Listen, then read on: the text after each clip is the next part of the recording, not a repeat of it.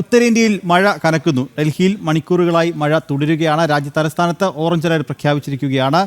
ഹിമാചൽ പ്രദേശിലെ മഴക്കെടുതിയിൽ ഇതുവരെ 74 പേരാണ് മരിച്ചത്. 31 പേരെ കാണാതായി.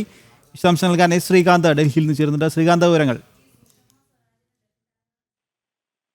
നിലവിൽ ഡൽഹിയിൽ മഴയ്ക്ക് നേരിയ ശമനം വന്നിട്ടുണ്ട്.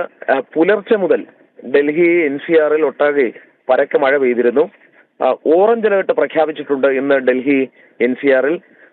പ്രധാനപ്പെട്ട മറ്റൊരു വാർത്ത വരുന്നത് അത് ഹിമാചൽ പ്രദേശിൽ നിന്നാണ്. 74 പേർ 2 ആഴ്ചക്കിടെ മഴക്കെടുതിയെ തുടർന്ന് മരിച്ചു എന്നുള്ളതാണ് ഹിമാചൽ പ്രദേശിൽ നിന്നുള്ള വാർത്ത.